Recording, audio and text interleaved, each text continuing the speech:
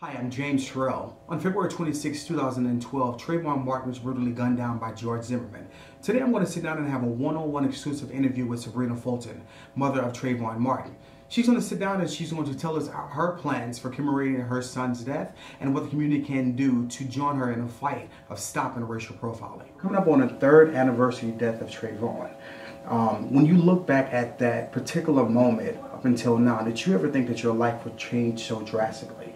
Now you have politicians, you have celebrities, you have people that you probably have fancied never ever to meet that are supporting you and standing by you. Did you ever think your life would ever change so drastically? Absolutely not. I never thought that I would have to live out my life so publicly and in the public eye, for them to see me grieving so much and them to see what my family and I had to go through. Was never something that we even thought about. We just knew that we needed to get the message out. We knew that we wanted to arrest, and that was initially what started us with the media, with the television, with radio and things like that, and that's how it basically started. Awesome. I watched a speech of yours recently, the other Martin Luther King Jr. You were the keynote speaker just the other day, and I think one thing that stood out about the video was that you said you can take everything off, but they cannot take away the color of your skin. When it comes down to fighting this cause for 3 years now, almost 3 years now, do you think that conversation has gotten easier for parents to have or for communities to have? I don't think the conversation was ever hard for African Americans. What I certainly think it did was open the eyes of other people who pretended as if it didn't happen.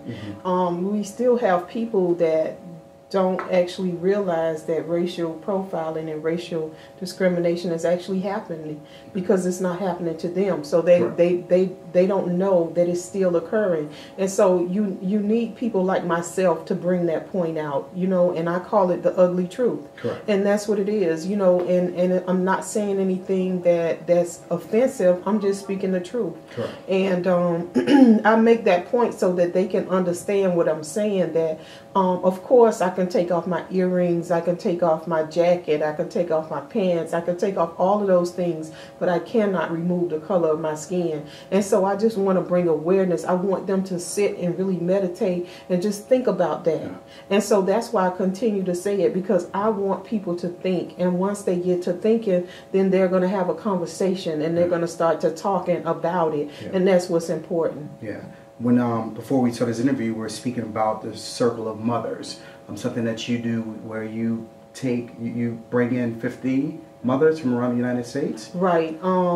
I was hoping this year to bring a few more mothers in. So right now I'm looking for supporters. I'm looking for sponsors and partners with the Circle of Mothers. And I know how I'm healing and I know how I'm doing. But a lot of times when I go to different places and all over the country, I notice some mothers are not healing in the same manner. And so I want to make sure that they're on the right path to healing. And so that's how I started the Circle of Mothers. And I just wanted to make sure my moms were healing, and so I was concerned about them because I know we are very emotional, and we like to cry sometime, and we like to feel sorry for ourselves, and we like to say, why me? But at the end of the day, I just want to encourage mothers to do something about it. If you angry, if you upset, if you frustrated, to do something about it, to do something positive about it. Don't let your child just die in vain. Don't let your loved one just die in vain. Do something about it. Let people know that you're upset. Let people know you're angry. Not by tearing up your neighborhood, not by throwing rocks and acting out, not in those ways, but in some type of positive way. You want to let people know that you're hurting and you're going to do something about it, and you're not the type of person that's just going to let it go. Right, right. I've also seen that a lot of your interviews, you're a very spiritual person. And when it comes down to the incident that happened, I think I've always wanted to know, has your feelings or your views changed towards George Zimmerman over time? I'm sure at the moment it happened there was a lot of anger, there was a lot of hurt, there was a lot of disgust. Over the years, has your views towards him changed? No, No, I still feel the same way. I mean, I can't change anybody else. I can only change myself. And so I realized that I need to heal myself. I need to make sure I'm right. I can't have that in my heart and festering, and then I won't be able to do the things that I need to do for my other son, Javaris. And I won't be able to do the things that I need to do for my family, for my friends, and for myself. So I knew that just being upset and angry and want to revenge or want to do something that wasn't the right thing for me to do, because I know God said vengeance is mine. And so I don't have to worry about that. He told me, I gave it to him, and I don't have to worry about what's going to happen with him. So a lot of people ask all the time, do you forgive him? Absolutely not. I would forgive him if my child come back. If my child coming back, then maybe I can consider forgiving him. But I know that I can't just say that in my heart and mean it. I cannot say it and mean it. I'm an average mother.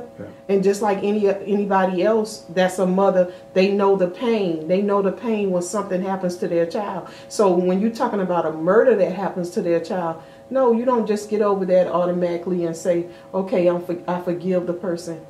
I know that it's going to come a time where I would have to forgive, but I'm not there yet. Correct. I think it was a great segue to my last question. Congratulations. I think when a mother celebrates her child graduated, it's her celebration as well. So congratulations as far as graduating from college.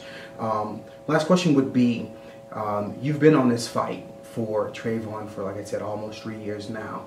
Years from now, what is the legacy that Sybrina Fulton wants to leave? We understand the legacy that you want everyone to remember and leave for Trayvon. What's a legacy that Sybrina Fulton wants to leave? Well, what I want to leave is I want, when people say the name Trayvon Martin and they see the young man with the hoodie on, I want them to think about racial discrimination in America and how we've come so far, but we still have so far to go. And I want them to think about the unity that came together when this happened, the different rallies that happened all over the country and even in some other countries. I wanted them to think about those things, and I want them to try to make positive change in their community.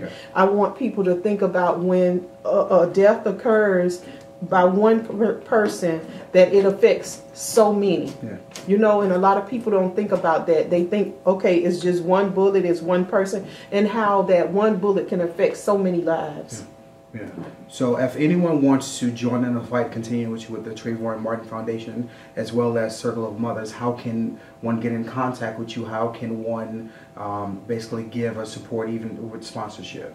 Well, that's easy to do. We have a website. It's the TrayvonMartinFoundation.org, and you can go on that website. You can find out about the different programs that we have in the foundation and what we're doing in the foundation. We have something coming up on Trayvon's birthday, which is February 5th. He would have been 20 years old. So we have a big campaign that's rolling out now. It's called 20 for 20. So we asking people to donate $20 because he would have been 20 years old. In addition to that, we have a Remembrance Weekend that's February 14th and 15th. On the 14th, we have the community come out. We let our young people know that they have a right to walk in peace without being followed, chased, pursued, or murdered. And so we have a short distance that they walk. At the end of that short distance, they'll have a stage set up, and we'll have different community leaders. Hopefully we'll have Silky Slim to join us and some other notable people that'll come out, you know, and just try to encourage our young people, because they're very discouraged now because they're United States citizens and they're afraid to walk down the street. And then we'll have different speakers from law enforcement to try to bridge the gap between our community and our young people. Also on Sunday, we'll have the Remembrance Dinner, which is actually a birthday commemoration for Trayvon. Okay, cool. Awesome. Well, I want to personally say that your work that you're doing is not in vain. You are you're knocking on the doors of a lot of homes, a lot of families, especially a lot of mothers. Coming from being raised by a single mother for most of my life, she's there fighting with you. So we want to thank you. I want to thank you personally for all that you've done, and want to let you know that we're backing you 100%. Thank you. Thank you. Thank you. All right, y'all.